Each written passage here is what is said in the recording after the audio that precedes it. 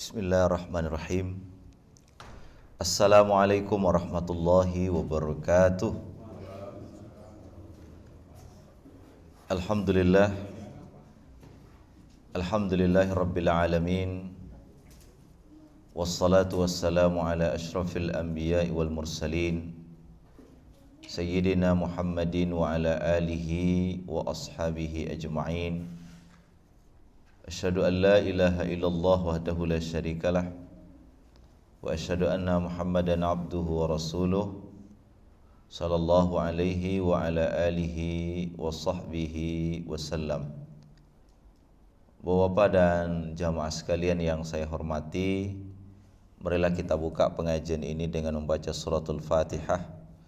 Kita niatkan dengan berkah suratul Fatihah Allah memberikan keberkahan kepada kita. Allah selalu membimbing kita untuk mendapatkan jalan-jalan terbaik menujunya. Karena kita yakin dan percaya, dan itu juga doktrin dari agama melalui firman Allah, kalau bukan atas petunjuk Allah kita tidak akan mendapatkan petunjuk. Alhamdulillahilladzi hadana lihada wa ma kunna linahtadiya laula an hadanallah. Kalau bukan Allah yang memberikan petunjuk, kita tidak akan mendapatkan petunjuk. Memang fisik kita yang bangun pagi hari ini, tapi sungguh itu adalah gerak dari Allah Subhanahu wa ta'ala.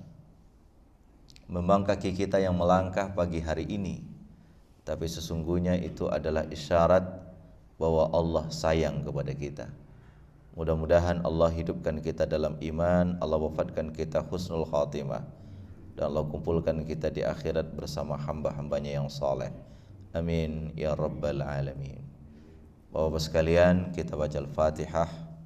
Kita niatkan dengan berkah suratul Fatihah Allah sihatkan lahir batin kita. Allah bimbing kita di jalan yang diridhoinya. Ala hadhihi niyya Al-Fatihah. A'udzubillahi minasyaitonir rajim. Bismillahirrahmanirrahim. Alhamdulillahi rabbil alamin. Ar-Rahmanir Rahim. Maliki yaumiddin. Iyyaka na'budu wa iyyaka nasta'in. Ihdinas siratal mustaqim. Siratal ladzina an'amta 'alaihim ghairil maghdubi 'alaihim waladdallin. Amin.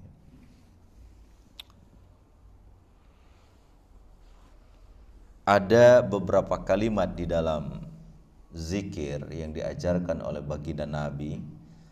Kalau kita ucapkan zikir itu ringan di mulut kita, tapi berat dalam timbangan Allah, yaitu subhanallah walhamdulillah wa la ilaha illallah wallahu akbar. Kalimat yang ringan untuk diucapkan, tapi sangat dicintai oleh Allah, dan timbangannya di sisi Allah itu berat sekali, yaitu kalimat subhanallah walhamdulillah la ilaha illallah wallahu akbar. Kalimat-kalimat ini Bapak Ibu sekalian, itu digunakan oleh Al-Quran untuk menunjukkan kehebatan-kehebatan tertentu. Kita sholat, lalu setelah kita membaca astaghfirullahalazim, astaghfirullahalazim, astaghfirullahalazim, kita disunahkan untuk membaca subhanallah 33 kali, kemudian alhamdulillah 33 kali, kemudian Allahu akbar 33 kali, dan dilengkapkan dengan satu menjadi 100. Sehingga kalimat-kalimat yang kita ucapkan dalam zikir-zikir kita itu bukan kalimat main-main Bapak Ibu sekalian. Kalimat-kalimat yang sangat dahsyat. Kalimat yang kalau kita ucapkan itu dari satu sisi makna dia sangat dalam sekali, dan di sisi yang lain dia merupakan suatu penghambaan, suatu pengakuan kita kepada Allah Subhanahu wa ta'ala. Yang pertama kalimat subhanallah. Kalimat apa? Subhanallah. Subhan itu sabiha. Sabiha itu adalah sebuah proses di mana orang harus meninggalkan apa yang ada dalam dirinya, mengagungkan apa yang ada pada Allah sehingga dia sampai kepada Allah. Orang kalau berenang, Mbak, itu tidak bisa pakai bajunya, baju-baju kebesarannya, nanti tenggelam itu. Betul nggak, Pak? Orang kalau berenang harus menggunakan baju-baju yang meringankan dia dalam berenang itu. Nah, kata-kata subhan di dalam Al-Quran itu juga terambil dari kata sabiha, dia berenang. Nah, kenapa orang yang mensucikan Allah itu dia dengan filosofi berenang? Karena dia tidak akan mungkin mensucikan Allah kalau masih membawa penyakit-penyakit batin dalam dirinya. Ya, penyakit-penyakit batin dalam dirinya. Orang tidak akan mungkin mensucikan Allah dengan pensucian yang tinggi kalau dia masih membawa penyakit-penyakit kesombongan. Dia tidak akan mungkin tawadhu berdoa kepada Allah kalau dalam hatinya masih agak kesombongan. Dia tidak akan mungkin tawadhu di saat dia melaksanakan ibadah-ibadah kepada Allah, atau dia tidak akan mungkin ridho dengan takdir-takdir Allah itu selama dalam dirinya masih ada ego bahwa ada unsur-unsur ketuhanan yang masuk di dalam dirinya. Makanya orang-orang yang selalu mengucapkan kata subhanallah, dia ingin menyatakan bahwa tidak ada yang maha suci dalam hidupnya kecuali hanya siapa? Allah Subhanahu wa taala. Nah, kata subhanallah ini di dalam Al-Qur'an itu banyak digunakan untuk menunjukkan sesuatu bahwa tidak ada yang mampu melakukan itu kecuali Dia. Ya tak? Tidak ada yang mampu melakukan itu kecuali hanya Dia. Besok tanggal 28 kita akan memperingati apa? Isra dan Mi'raj. Ayat Isra dan Mi'raj itu Allah mulai dengan kata subhana. Iya. Allah mulai dengan kata subhana. Kenapa Allah mulai dengan kata subhana? Salah satu maknanya adalah karena kata subhan itu digunakan oleh Al-Quran. Salah satu, bukan satu-satunya. Salah satu maknanya adalah bahwa tidak ada yang mampu melakukan itu kecuali hanya Dia satu-satunya. Itu subhana. Sehingga kalau kita melihat yang indah-indah, pemandangan yang indah, alam yang indah, yang harus kita ucapkan apa? Subhanallah. Tapi jangan gunakan subhanallah untuk melihat wanita cantik. Kadang-kadang juga subhanallah. Iya, itu ciptaan Allah juga, tetapi jangan disalahgunakan. Sama dengan orang ustadz, bolehkah saya mencuri? Tapi di saat mencuri saya menggunakan kata Bismillahirrahmanirrahim. Itu kalimat yang baik ditempatkan pada posisi yang tidak baik. Nah, subhana di dalam Al-Quran itu salah satu maknanya adalah bahwa tidak ada yang mampu melakukan itu kecuali hanya Dia satu-satunya. Sehingga peristiwa Isra dan Mi'raj itu Allah mulai dengan kata subhana. Kenapa? Logika, akal, pikiran manusia tidak akan mampu melakukan itu, memperjalankan sang baginda Nabi dari Mekah ke Yerusalem, naik ke langit ketujuh, itu tidak ada yang bisa melakukan itu. Sehingga orang Arab begitu mendengarkan pernyataan Nabi tentang Isra dan Mi'raj itu, mereka menangkal itu, nggak bisa, ya, nggak masuk akal, ghair ma'qul, yang nggak masuk logika, tidak rasional. Tapi bagi orang yang memahami kata subhana, maka dia akan mengatakan bahwa memang tidak rasional bagi manusia, tapi bagi Allah itu sangat rasional. Sehingga orang sebelum mempertanyakan benar atau tidak benarnya peristiwa ini, Allah mulai dengan kata subhan. Sehingga kalau kamu baca kata subhan ini, kamu jangan lagi bicara jarak, kamu jangan lagi bicara kekuatan, kamu jangan lagi bicara mampu atau tidak mampu. Karena yang sedang berbuat ini bukan makhluk, tapi siapa? Allah. Bagi Allah yang mungkin bisa tidak mungkin, bagi Allah yang tak mungkin bisa mungkin.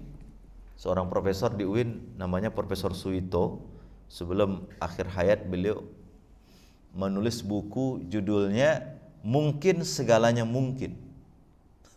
Itu filosofi sekali, Pak. Mungkin segalanya mungkin, apa artinya itu, Pak? Mungkin segalanya mungkin itu. Ya segala-galanya bisa mungkin kalau dimungkinkan oleh yang maha mungkin itu, siapa? Allah. Ya. Jadi sama dengan ayat di dalam surah Yasin yang sering kita baca, misalnya Subhanalladzi khalaqal azwaja kullaha mimma tumbitul ard. Maha sucilah Allah yang menciptakan segala sesuatu berpasang-pasangan. Sekarang teknologi bisa menciptakan robot kelamin laki-laki, robot kelamin perempuan. Tapi tidak mampu manusia menciptakan keberpasangan. Keberpasangan itu ada ketertarikan secara psikologi, secara kejiwaan terhadap sesuatu. Nggak akan mungkin. Kecuali siapa? Allah Subhanahu wa ta'ala. Maka kata subhan itu selalu kita ucapkan, tujuannya adalah agar kita mengosongkan diri kita, yang ada adalah kebesaran Allah, sehingga dengan itu kita mampu melihat kebesaran-kebesaran itu nyata adanya. Itulah subhan. Dan itulah yang dilihat oleh sahabat Abu Bakar As-Siddiq di saat orang semua tidak percaya dengan peristiwa itu. Kemudian Abu Bakar bertanya, siapa yang ngomong? Muhammad yang ngomong. Kata Abu Bakar, kalau Rasulullah yang ngomong, lebih dari itu saya percaya. Sehingga beliau disebut dengan As-Siddiq. As-Siddiq artinya adalah orang yang selalu membenarkan apa yang disampaikan oleh baginda Rasulullah sallallahu alaihi wasallam. Maka Bapak-bapak dan Ibu sekalian, sering-seringlah mengucapkan kata apa? Subhanallah. Subhanallah, maha suci Allah. Sebab kata maha suci itu menunjukkan bahwa kita harus kosong. Yang suci siapa? Allah Subhanahu wa ta'ala. Kemarin di Mercu Buana saya sampaikan, Allah itu wujud. Wujud itu apa? Ada. Tapi kelihatan enggak, Pak? Kelihatan enggak Allah itu ada? Pak Haji pernah lihat Allah enggak? Enggak pernah kan kita lihat Allah. Allah itu tidak nampak. Dia ciptakan yang nampak agar dia nampak. Ini kalimat-kalimat yang Allah itu tidak nampak. Dia ciptakan yang nampak supaya dia nampak. Dia enggak nampak, Pak. Tapi dia ciptakan yang nampak supaya dia jelas kelihatan nampak. Kan begitu. Di dalam surat Al-Fussilat, surat yang ke-41 ayat 53, ya, Allah mengatakan itu, sanurihim ayatina fil afaq, kami nampakkan kepada mereka kebesaran-kebesaran kami fil afaq, di jalan jagat raya ini. Dia enggak nampak, tapi dia nampakkan yang ada di jagat raya ini. Wa fi anfusihim, dan dalam diri mereka. Mereka di sini adalah manusia. Hatta yatabayyana lahum annahul haq, supaya jelas dengan melihat yang nampak itu, yang tak nampak menjadi jelas adanya. Itulah yang disebut dengan maujud. Itulah yang disebut dengan apa? Maujud. Allah itu wujud. Dia mengadakan sesuatu namanya maujud. Yang maujud ini nampak. Yang wujud tidak nampak kan? Halo, ini agak Pak, bersama saya sekarang? Oke. Wujud itu nampak enggak? Wujud itu Allah, nampak enggak, Pak? Enggak nampak. Sepakat ya? Kalau ada orang menyatakan Allah itu dia lihat, kafir dia. Karena Allah tidak mungkin dia lihat. Ya tak? Allah itu tidak nampak, dia wujud, tapi dia ada. Wujud kan?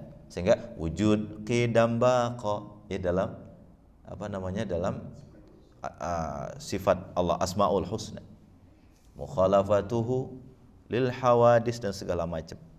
Ya dah? Allah itu wujud, dia ada, tapi nampak enggak? Enggak nampak kan? Nah, diciptakan yang nampak. Apa yang nampak itu, Pak? Segala sesuatu yang nampak. Sanurihim ayatina fil afaq, kata Allah dalam surat Al-Fussilat ayat 53. Kami nampakkan apa yang ada di bumi ini kepada mereka. Fil afaq, dalam jagat raya. Sehingga dulu orang Arab Mekah itu, Pak, mereka tidak kenal Lamborghini. Ya, mereka belum kenal gedung-gedung bertingkat. Mereka belum kenal pesawat terbang. Yang mereka kenal apa? Onta, apa lagi? Bumi, ya, gunung, apa lagi? Langit yang mereka lihat. Itu yang mereka tahu, Pak. Itu yang nampak. Untuk mengatakan yang tidak nampak itu jadi nampak, Allah mengajak mereka untuk melihat yang nampak itu, supaya yang tidak nampak jadi nampak. Sehingga Allah mengatakan dalam Quran, afala yanzurun ilal ibil kaifa khuliqat. Tidakkah mereka melihat bagaimana onta diciptakan? Kenapa Quran bicara onta, Pak? Karena yang mereka lihat hari-hari adalah onta. Surat apa itu? Al-Ghasyiyah, kan? Hal ataka hadisul ghasyiyah wujuhu yawma idzin khashi'ah amilatun nasibah tasla naran hamiyah tusqa min ainin aniyah. Terus di bawahnya, afala yanzuruna ilal ibili kaifa khuliqat wa ilas samai kaifa rufi'at. Tidakkah mereka melihat bagaimana langit itu Allah angkat? Allah angkat langit, Pak.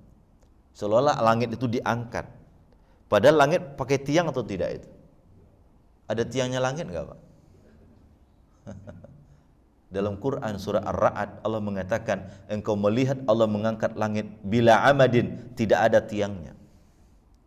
Kalau kita berdiri di pantai katakan di kampung saya itu, kita berdiri sekarang di pantai. Kemudian kita lihat dari jauh, seolah-olah ujungnya langit itu di ujung sana. Ya enggak, betul enggak?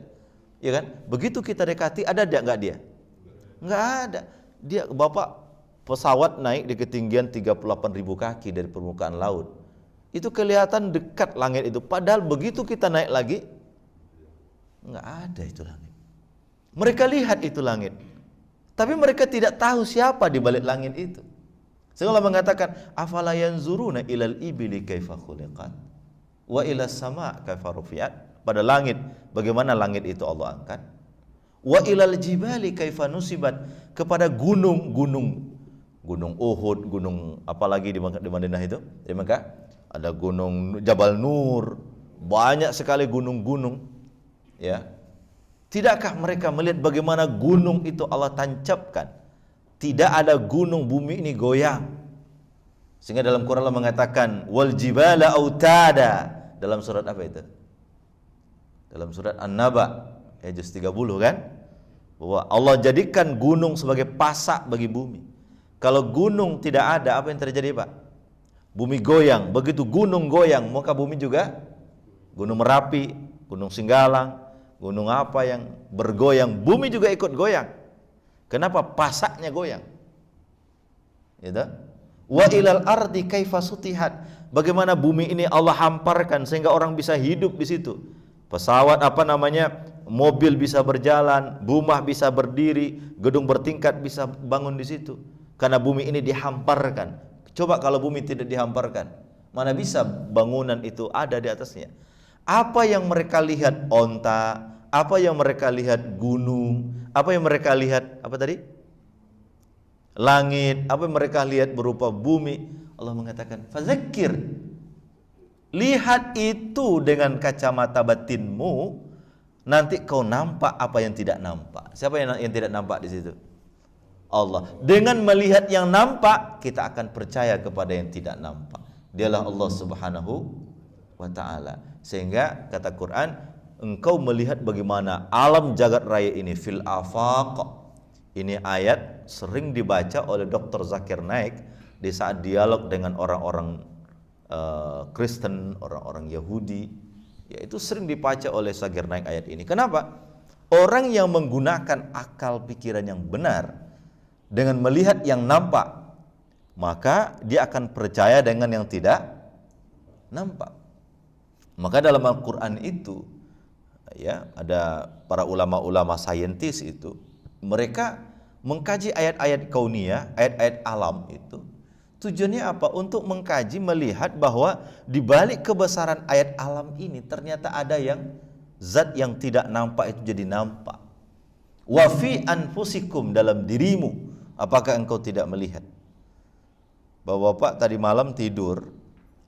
Di saat bapak tidur, bapak mengatur enggak alur darah bapak? Enggak kan?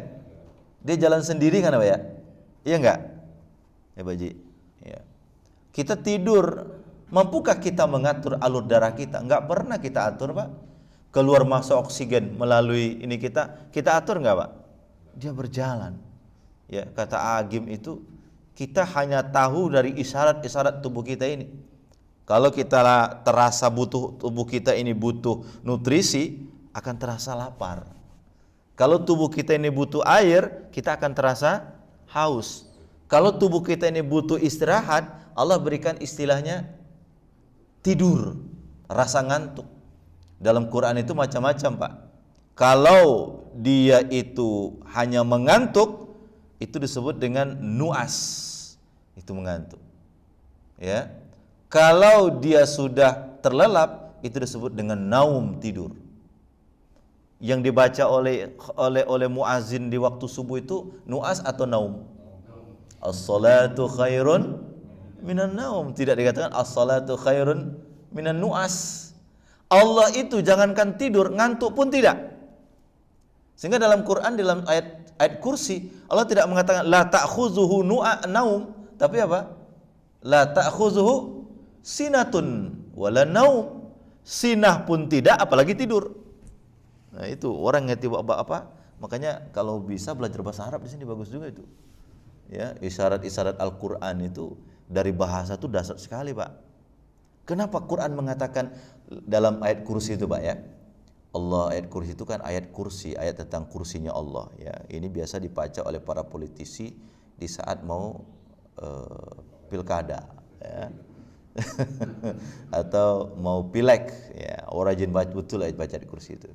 Ya, begitu dapat kursinya dilupa ayatnya itu. Ya.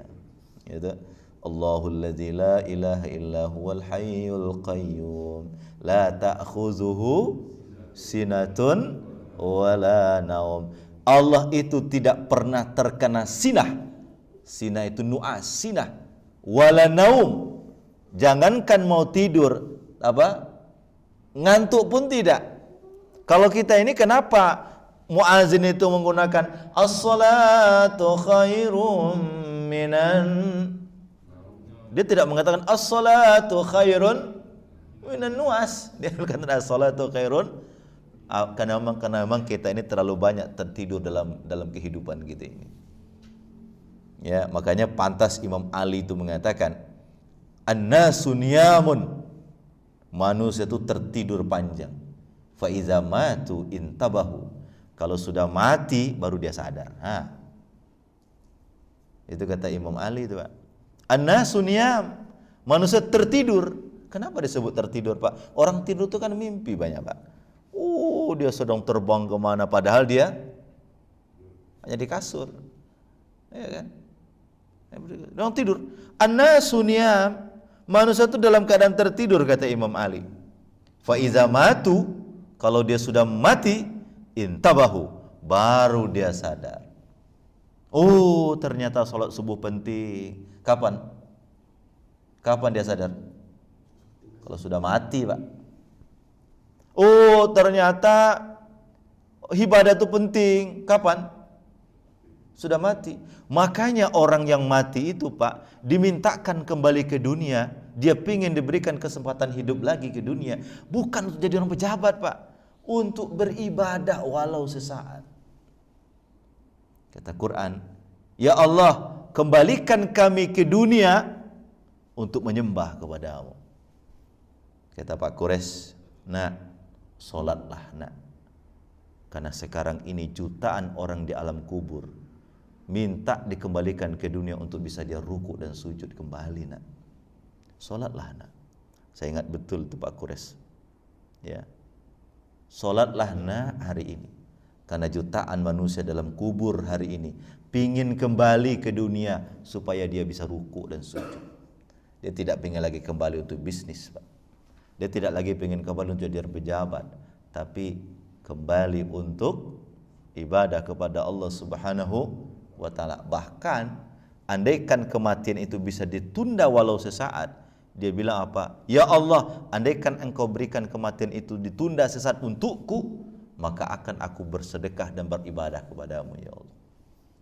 Jadi manusia tidur, kalau dia sudah mati baru dia sadar. An-nasu niyamun fa idza matu intabahu, kata Imam Ali. Manusia itu tidur, kalau dia sudah mati baru dia sadar.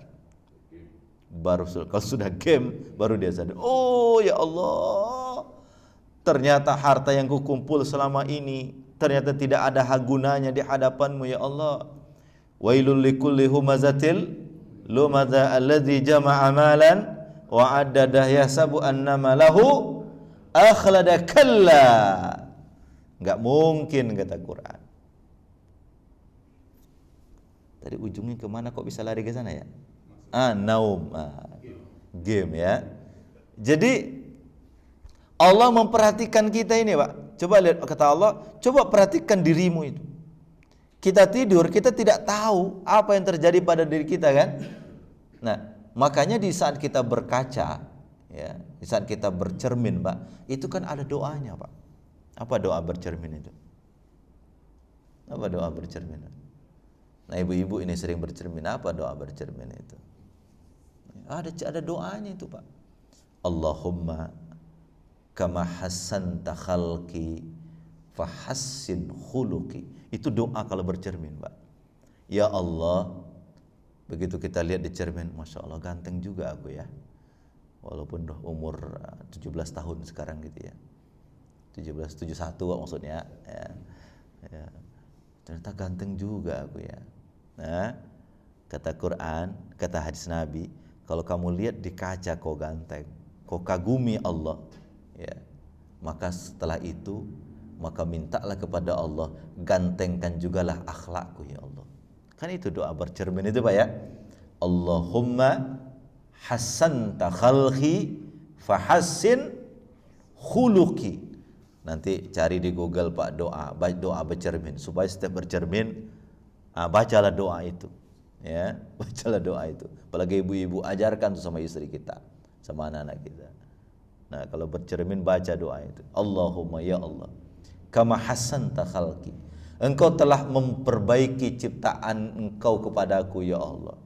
Bayangkan engkau ciptakan aku punya hidung, engkau ciptakan aku punya telinga, punya mata, punya kaki, punya jari-jari, dengan segala struktur tubuh yang begitu sangat indah. Enggak ada satupun alat yang bisa menciptakan itu, Pak. Makanya saya dapat satu video dari Arab Saudi, ya. Kalau engkau pengen tahu nikmatnya hidup ini, ya, kalau kamu merasa miskin dalam hidup ini, andaikan datang orang sekarang membawa duit 3 juta dolar, lalu dia minta 2 matamu, kau kasih enggak? Dikasih enggak, Pak? 3 juta dolar, Pak, diminta mata, kaki, tangan semua, mau enggak? Kasih enggak? Berarti kita dengan anggota tubuh kita ini sudah kaya raya, toh? Iya toh? Nah, kalau ada orang yang merasa miskin dengan nikmat Allah, dia lupa dengan kekayaan yang ada pada dirinya. Ya, dia lupa dengan kekayaan Allah yang ada pada dirinya. Makanya orang yang beriman itu, kata nasihat ulama itu, innal mu'min la yanzuru ila ni'matillahil mawjudah qabla ayanzura ila ni'matillahil mafqudah. Orang beriman itu melihat kepada nikmat Allah yang nampak sebelum melihat nikmat Allah yang tidak ada pada dirinya. Dia fokus kepada nikmat Allah yang sudah ada sebelum dia meneliti, sebelum dia risau dengan nikmat Allah yang tidak ada. Kalau itu yang ada, ya udah, itu dulu yang disyukuri sebelum mengeluh dengan hal yang tidak ada. Kadang-kadang kita ini mengeluh dengan yang tidak ada, lupa bersyukur terhadap yang ada. Padahal apa yang ada itu sudah cukup untuk meluruskan punggung kita, sudah cukup untuk melepaskan lelahnya kita, sudah cukup untuk menobati kehausan dan dahaganya kita. Kata Allah, afafi anfusikum, dalam dirimu. hatta yatabayyana lahum annahul haqq, supaya dengan melihat itu semua, dengan yang nampak pada dirimu itu, yang tidak nampak jelas ada pada hatimu. Yang tidak nampak siapa? Yang tidak nampak siapa, Pak? Allah. Yang nampak itu siapa? Ciptaannya. Tujuan diciptakan yang nampak supaya apa? Menampakkan yang tidak nampak. Sudah lulus kuliah filsafat. Bisa lulus sidang filsafat bagi ini. Ya tak? Allah ciptakan yang tidak nampak supaya apa, Pak? Supaya nampak yang Allah ciptakan yang nampak supaya apa? Supaya nampak yang tidak nampak. Yang tidak nampak itu siapa? Allah. Yang nampak itu apa? Ciptaannya. Allah ciptakan ciptaan itu supaya yang menciptakan kelihatan adanya. Sehingga dalam orang-orang tarekat, orang-orang filsafat, orang-orang tasawuf dalam hal ini, itu ada hadis qudsi. Walaupun menurut penelitian para ulama hadis ini diperdebatkan statusnya, apakah dia sahih kah, apakah itu hasan kah, atau dhaif kah. Tapi maknanya kata para ulama, termasuk Pak Quraisy mengatakan maknanya benar. Kata Allah dalam hadis qudsi itu, kuntu khanzan makhfiyan fa khalaqtul khalqa li'uraf. Saya ini adalah perbendaharaan yang tersembunyi. Orang enggak tahu dengan saya, orang enggak kenal dengan saya, kata Allah. Fa khalaqtul khalqa. Saya ciptakanlah bumi, saya ciptakanlah langit, saya ciptakan udara, saya berikan mereka oksigen, saya berikan mereka tanah, saya berikan mereka laut dengan kekayaan yang ada di dalamnya, tambang batu bara, emas, segala macam, supaya mereka begitu menggali itu semua, mereka kenal dengan saya.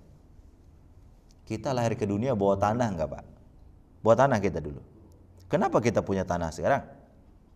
Padahal kita enggak pernah ciptakan tanah. Kenapa, Pak? Dulu tanah itu enggak ada pemiliknya, Pak. Pemiliknya siapa? Allah. Walillahi ma fis samawati. Lalu dengan kekuasaan Allah bilang apa dalam Quran? Huwallazi khalaqalakum ma fil ardi jami'a. Apa yang saya ciptakan di bumi ini saya berikan loh kepadamu semuanya. Sehingga Indonesia mengkapling dari ujung pulau Papua sampai ujung pulau Aceh, dari Miangas sampai pulau Rote, dikapling oleh Indonesia menjadi negara kekuasaannya. Yang kapling dulu bukan Allah, Pak. Yang kapling siapa? Indonesia yang kapling dengan kesepakatan-kesepakatan tertentu. Amerika mengkapling dirinya menjadi 52 negara bagian misalnya. Malaysia juga begitu. Dulu bumi Allah ini satu. Tidak ada kaplingan-kaplingannya. Enggak ada Kalimantan punyanya orang Indonesia, enggak ada. Itu Allah berikan, kata Allah, semuanya untukmu. Sekarang Rusia lagi perang dengan Ukraina itu. Kata Rusia, saya akan habisi pusat kekuasaan militernya Ukraina. Ya, terserahlah apa motifnya. Ya dah, saya nggak mau ini kan direkamnya.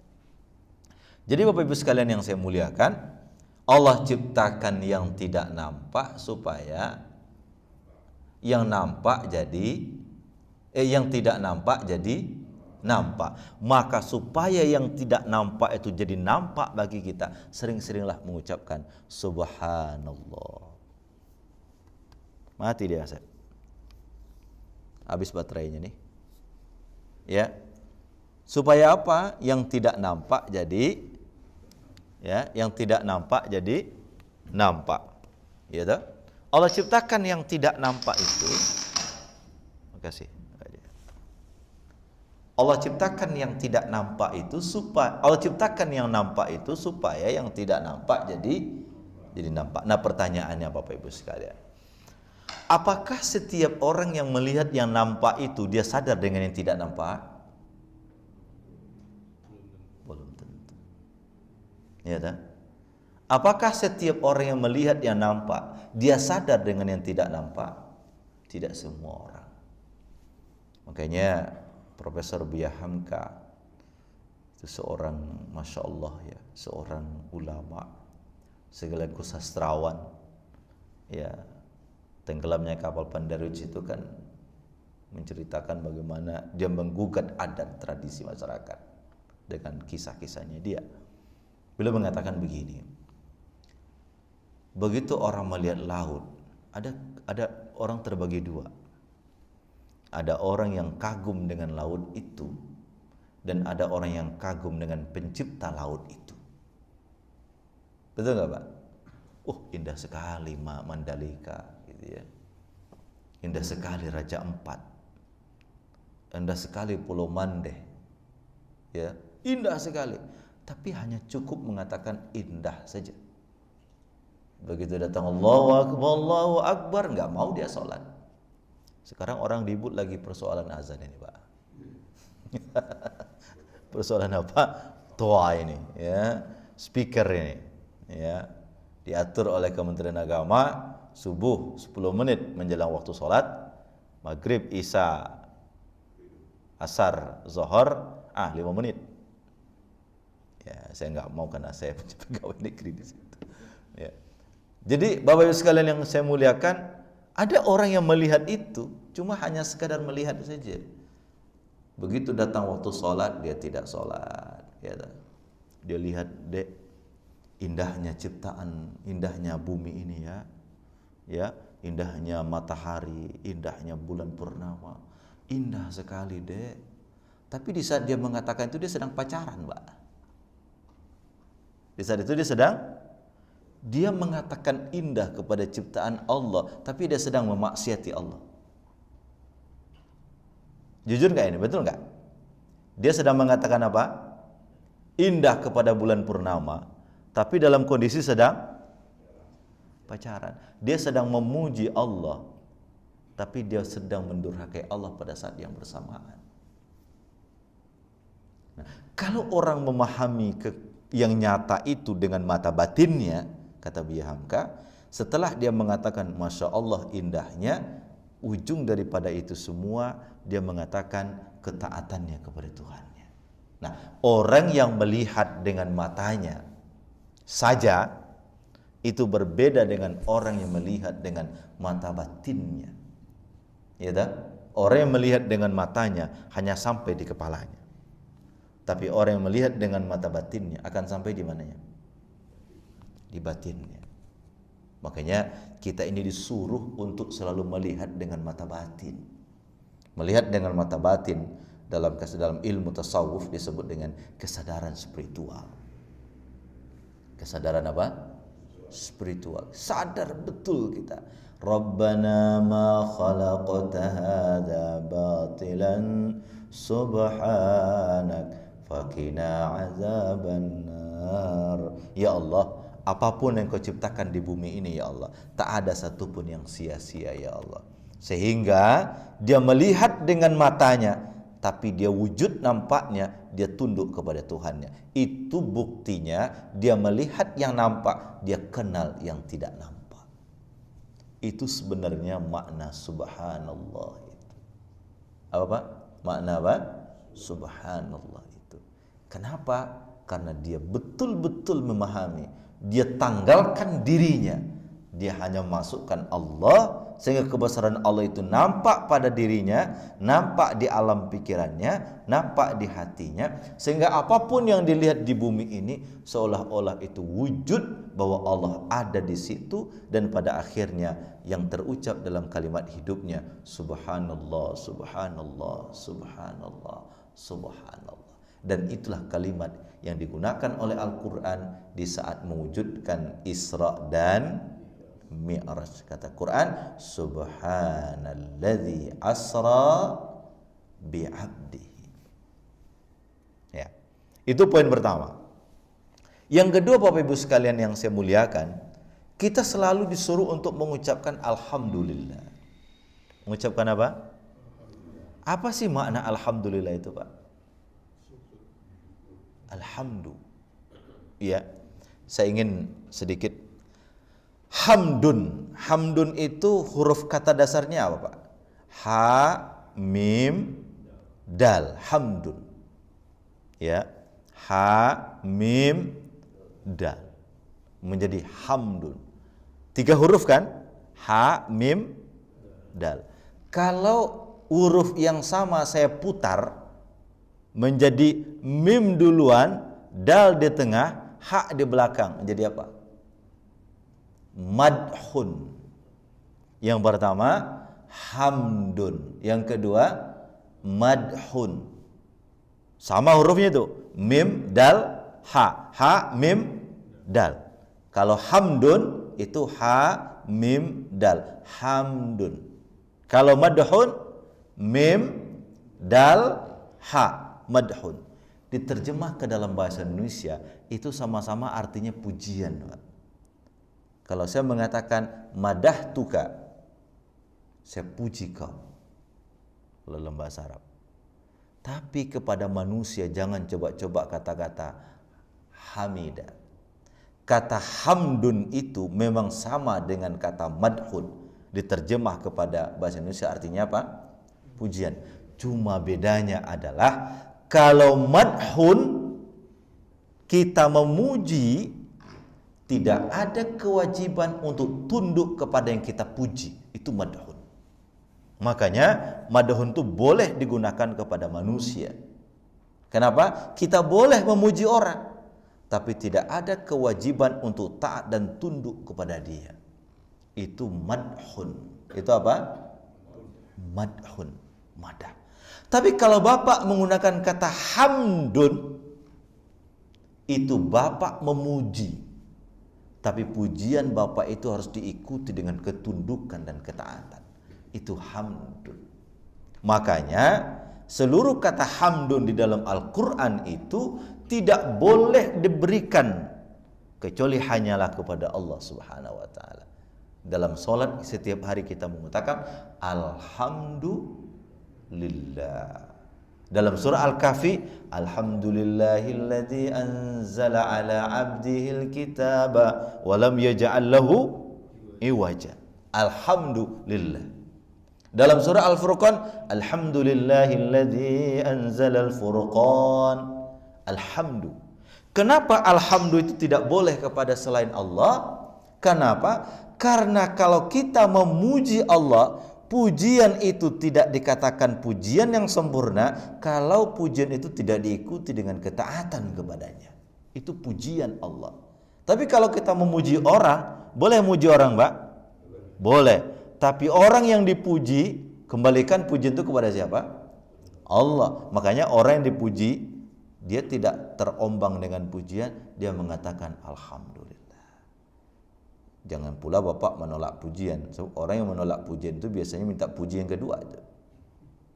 Bapak ini alhamdulillah baik. Oh, enggak, saya enggak baik. Artinya dia bilang puji lagi lah saya itu. Nah, itu. Jadi orang yang menolak pujian itu minta puji yang kedua. Kalau kita dipuji orang, terima pujian itu, kembalikan pujian itu kepada siapa? Kepada Allah. Karena yang berhak dipuji hanyalah Allah. Tapi kalau kita dipuji orang, jangan minta orang itu tunduk kepada kita.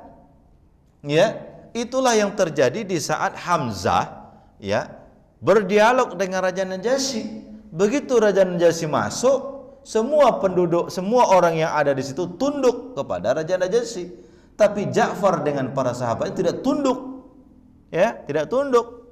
Dikatakanlah oleh Raja Najasyi, ala tanhanuna lidinikum, linabiyyikum. Apakah kau tidak menunduk kepada nabimu? Kata Ja'far, Muhammad allamana alla na'budu illallah. Muhammad mengajarkan kami tidak tunduk kecuali hanya kepada Allah. Makanya kita selalu mengatakan alhamdulillah. Di saat Bapak dapat nikmat, ya, Bapak mengatakan apa? Alhamdulillah. Tapi jangan hanya sampai dia alhamdulillah. Ikuti apa yang dimaksud dengan alhamdulillah itu. Kalau dapat nikmat berupa harta, di balik harta itu ada hak orang-orang miskin yang harus kita keluarkan. Itulah alhamdulillahnya harta. Di saat Bapak dapat jabatan, alhamdulillah. Hak setelah alhamdulillah itu adalah gunakan jabatan itu di jalan Allah. Jangan tunduk dengan kekuasaan, jangan tunduk dengan tekanan. Sebab kalau Bapak tunduk dengan tekanan, menghalalkan segala cara untuk mempertahankan jabatan, itu Bapak bohong dengan alhamdulillahnya. Begitu sakit, alhamdulillah sembuh. Ya, Bapak begitu sembuh, alhamdulillah Ustaz, sudah sembuh. Sudah sholat Pak? Itu yang susah Ustaz. Nah itu yang susah Ustaz. Aduh Ustaz, Masya Allah, susah sekali. Bapak sembuh ya? Alhamdulillah Ustaz. Nah dia bilang Alhamdulillah sembuh, tapi disuruh sholat susah. Itu Alhamdulillahnya itu, ya kata anak sekarang, cintamu bohong bro, gitu ya. Ya kan? Pengakuanmu bohong bro, gitu. Kita mengaku menjadi hamba Allah, tapi di balik itu kita menjadi hamba selain hamba Allah. Makanya Pak, orang yang selalu mengucapkan Alhamdulillah itu Pak, itu punya harga diri yang tinggi. Punya harga diri yang tinggi. Kenapa? Dia tidak mau tunduk kecuali hanyalah kepada Allah. Saya sudah pernah ajarkan doanya belum di sini? Saya kira belum ya. Ada doa yang nanti saya kirimlah sama Pak Haji ya, Pak Haji Jumhuri, nanti disebar ke jamaah kita. Ada doa yang diajarkan oleh para ulama kita agar kita punya harga diri, Pak. Bersyukur di saat dapat nikmat, ya, bersabar di saat diuji, dan ridho dengan takdir. 3 itu. Yang pertama apa? Bersyukur dapat nikmat. Yang kedua, bersabar dapat ujian. Yang ketiga, ridho dengan takdir. Doanya, Allahumma ja'alna min ashabil hamdi wa syukri. Ini kata alhamd. Indal ata'i wan ni'ami wa ja'alna min ahli sabri indal fitani wal bala'i wa ja'alna min ahli tawakkuli alal qada'il wal qadari. Itu doanya. Ya Allah, jadikan aku ini hamba yang pandai mengucapkan syukur dan puji kepadamu di saat diberikan anugerah dan kenikmatan. Ya Allah, jadikan aku ini hamba yang bisa bersabar di saat aku diberikan ujian dan fitnah. Ya Allah, jadikan aku ini hamba yang berserah diri di saat apapun atas takdir dan qada'mu ya Allah. Itu doa Pak, dianjurkan dibaca setiap hari.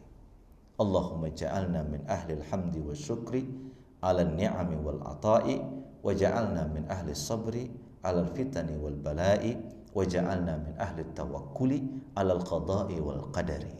Ya Allah, jadikan aku hamba yang bisa bersyukur di saat nikmat Engkau berikan, jadikan aku hamba yang bersabar di saat Engkau uji dengan fitnah, dan jadikan aku ini orang yang pasrah dengan segala takdir dan ketentuan-Mu ya Allah. Kalau itu kita lakukan, kita doakan, orang itu punya harga diri, Pak. Dia tidak akan menjual agamanya di saat diuji apapun itu. Ya tak? Itulah yang dilakukan oleh Imam Ahmad bin Hanbal. Di saat dia meneguhkan, dia tidak akan pernah mengatakan Al-Quran itu makhluk. Ya, di saat disiksa oleh khalifah pada waktu itu, dipaksa dia. Apa kata Imam Ahmad? Saya menanggung sakit ini supaya tidak ada orang sesat di belakang saya. Kalau saya katakan Al-Quran makhluk, ribuan orang akan tersesat. Tapi kalau saya tetap mengatakan Quran bukan makhluk, saya tanggung derita ini. Imam Ahmad merasakan sakitnya, hanya dirinya yang sakit. Tapi kalau dia mengucapkan kalimat itu untuk menyelamatkan dirinya, dirinya selamat tapi umat sesat. Andaikan kalimat itu Pak dipegang oleh ulama sekarang ini, dia tidak akan menjual ayat untuk kepentingan politik. Kenapa? Karena dibalik semua konsekuensi apa yang dia ucapkan itu, dia bisa mendapatkan kenikmatan, dia bisa mendapatkan mobil dinas, dia bisa mendapatkan fasilitas negara, tapi dengan fasilitas itu, dengan mobil itu, dengan jabatan itu, dia sesatkan ribuan umat. Orang yang bersabar dengan apapun yang Allah berikan kepada dia, dia akan punya harga diri. Kenapa? Di saat punya nikmat dia bersyukur, di saat diberikan ujian dia bersabar, dengan segala ketentuan Allah dia pasrah dan ridho. Mudah-mudahan kita termasuk di antara itu. Amin ya rabbal alamin. Sehingga kita jangan menjual harga diri kita. Pak, dunia ini berapa sih? Sebanyak-banyak duitnya orang, berapa sih yang kita makan, Pak? Hah? Ada orang makan 10 piring satu kali makan? Nggak ada itu. Paling-paling 1 piring, Pak. Makanan selesai. Ya, paling-paling 1 hari itu berapa sih kita makan, Pak? Sedikit kan? Kalau sudah mengantuk itu tidur di spring bed harga 500 juta. Dengan di sini sama saja, Pak. Kalau sudah tidur, betul nggak, Pak? Yang nikmatnya itu kan menjelang tidurnya itu kan kelihatan. Tapi kalau sudah tidur sama saja semua. Betul nggak, Pak? Ya, sama saja semua. Maka ada kemarin saya dapat prokes itu ya. Orang di saat umur 70 tahun, Pak, itu sudah sama saja antara kaya dan miskin. Duitnya banyak, tapi sudah tidak bisa lagi traveling ke seluruh dunia. Karena yang diurus adalah lututnya yang sakit, pinggangnya yang encok, walaupun duit banyak. Ya tak? Walaupun duitnya banyak, yang dimakan sama saja semua itu. Nggak bisa lagi makan apa itu yang macam-macam itu. Ya tak? Nah, ini doa ini amalkan, Pak ya. Allahumma ja'alna min ahli alhamdi wa syukri ala ni'ami wal ata'i wa ja'alna min ahli sabri indal bala'i wal fitani wa ja'alna min ahli tawakkuli alal qada'i wal qadari. Jadi bersyukur di saat dapat nikmat, bersabar di saat dapat ujian, dan pasrah dengan takdirnya Allah. Begitu Nabi Ibrahim dilemparkan ke dalam api, pasrah dia enggak dia, Pak? Pasrah kan? Begitu dia pasrah, Allah bilang kepada api, "Hai api, kuni bardan bersalaman." Kau dingin, selamat atas Allah. Jadi kalau kita sudah pasrah, Pak, sudahlah, serahkanlah hidup kita kepada Allah. Allah tuh maha tahu, Pak, yang terbaik untuk kita. Kita paksa diri kita ini, Pak, untuk mempertahankan sesuatu yang memang Allah tidak takdirkan untuk kita, nggak akan bisa, Pak. Begitupun pula bagaimanapun kita meraih sesuatu, tidak akan bisa, Pak, kecuali atas izin dan takdir Allah. Maka berusahalah sekuat tenaga, berdoalah sebanyak-banyaknya, setelah itu pasrahkan kepada Allah. Nah, sehingga dengan itulah kita selalu mengatakan alhamdulillah. Makanya kita selalu mengatakan alhamdulillah ala kulli hal. Alhamdulillah fi kulli hal. Di atas segala sesuatu kita mengatakan alhamdulillah, dalam kondisi apapun kita mengatakan alhamdulillah. Barangkali itu saja ya tausiah kita pada pagi hari ini. Mudah-mudahan dengan selalu mengucapkan kata subhanallah, kita terbuka batin kita untuk melihat yang nampak, sadar dengan yang tidak nampak. Allah tidak nampak. Dia perkenalkan dirinya kepada kita dengan yang nampak ini. Lihatlah alam, lihatlah bumi, lihatlah laut, lihatlah kekayaan alam ini. Bahkan lihatlah pada diri kita. Nanti kalau kita mengamati dengan mata batin, kita paham di balik semua itu ada kekuatan yang maha dahsyat. Siapa dia? Allah Subhanahu wa ta'ala. Kenapa kita mengatakan Allah Subhanahu wa ta'ala? Allah yang maha suci dia, wa ta'ala yang maha tinggi dia. Makanya saya kalau memeriksa tugas mahasiswa, saya tidak mau mahasiswa itu mensingkat Allah Subhanahu wa ta'ala itu dengan Allah SWT. Banyak kan, Pak, kalau kita baca-baca buku Allah SWT. Nah, itu apa maksudnya? Allah Subhanahu wa ta'ala. Nabi Muhammad SAW sallallahu alaihi wasallam. Jangan, Pak. SWT apa SWT itu? Ya kan? SWT. Buatlah Allah Subhanahu wa ta'ala. Nabi Muhammad sallallahu. Saya kalau periksa mahasiswa saya enggak mau terima Allah SWT. Apa itu SWT, saya bilang. Susah sekali kau tulis Subhanahu wa ta'ala. Susah sekali kau tulis sallallahu alaihi wasallam itu. Nah, tulislah, Pak, sama lagi di WA itu. Kalau Allah itu tulis Subhanahu wa ta'ala, jangan SWT. Ya.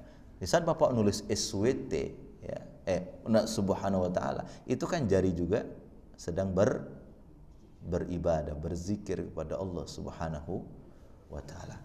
Mudah-mudahan berkah untuk kita semua insyaallah. Dan kita sekarang berada pada bulan Rajab, dan tidak lama lagi kita akan masuk bulan Ramadan. Insyaallah Ramadan tanggal 2 atau 3 April ya, kita menunggu keputusan Menteri Agama dalam hal ini. Ya mudah-mudahan sehat walafiat kita semua ini insyaallah. Ya paling tidak Allah Berikan kesempatan lagi kita untuk menikmati bulan Ramadan ini. Bapak Ibu, beribadahlah sekarang ini.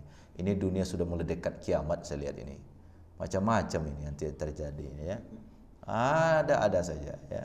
Yang mudah-mudahan kita diselamatkan oleh fitnah akhir zaman insyaallah. Ala hadhihi niyyah al-Fatihah. A'udzubillahi minasyaitonir rajim. Bismillahirrahmanirrahim. Alhamdulillahirabbil alamin arrahmanir rahim maliki yaumiddin. Iyyaka na'budu wa iyyaka nasta'in ihdinas siratal mustaqim siratal ladzina an'amta 'alaihim ghairil maghdubi 'alaihim waladdallin. Amin. A'udzubillahi minasyaitonir rajim. Bismillahirrahmanirrahim. Alhamdulillahirabbil alamin hamdan na'imin hamdan syakirin hamdan yuwafi ni'amahu yukafi mazidah. Rabbana lakal hamd kama yanbaghi li jalali wajhikal karim wa 'azimi sultanik. Allahumma barik lana fi Rajab wa Sya'ban wa ballighna Ramadan. Ya Allah, berkahi kami pada bulan Rajab dan bulan Sya'ban. Berikan kami kekuatan lahir batin untuk berjumpa dan memenuhi bulan Ramadan. Allahumma ja'alna min ahli alhamdi wasyukri ala ni'ami wal ata'i wa ja'alna min ahli sabri ala al-bala'i wal fitani wa ja'alna min ahli tawakkuli ala al-qada'i wal qadari. Ya Allah, jadikan kami hamba yang pandai bersyukur ya Allah tatkala curahan nikmat itu datang kepada kami. Jadikan hamba kami adalah hamba yang pandai bersabar ya Allah atas ujian dan fitnah, dan jadikan kami hamba yang berserah diri kepadamu ya Allah apapun takdir dan ketetapanmu atas kami ya Allah. Allahumma rabbana ahyina bil iman. Ya Allah, hidupkan kami dalam iman, wafatkan kami husnul khatimah, kumpulkan kami di akhirat nanti ya Allah bersama hamba-hambamu yang saleh di bawah bimbingan Nabi Muhammad sallallahu alaihi wasallam. Ya Allah, orang tua kami yang telah Engkau panggil ya Allah, jadikan kuburnya taman dari taman-taman surgamu ya Allah. Terima amal mereka ya Allah, maafkan kesalahan mereka ya Allah. Orang tua kami yang masih hidup, panjangkan umurnya ya Allah, sehatkan badan mereka ya Allah. Jadikan sisa umur mereka sebagai pengabdian terbaik kami kepada mereka. Allahumma rabbana lakal hamdu syukra wa lakal mannu fadla wa anta rabbuna haqqa wa nahnu abiduka riqqa. Nas'aluka sihhatan fil iman, imanan fi husnil khuluq, wa tulal umur fi husnil amal, wa najah yatba'uhal falah. Nas'aluka khairat dunya wal akhirah. Rabbana atina fid dunya hasanah wa fil akhirati hasanah wa qina azaban nar wa adkhilnal jannata ma'al abrar ya aziz ya ghafar ya rabbal alamin. Subhana rabbika rabbil izzati amma yasifun wa salamun alal mursalin walhamdulillahi rabbil alamin. Terima kasih kafaratul majlis. Subhanaka Allahumma rabbana bihamdik nasyhadu an la ilaha illa anta nastaghfiruka wa natubu ilaik. Wassalamu alaikum warahmatullahi wabarakatuh.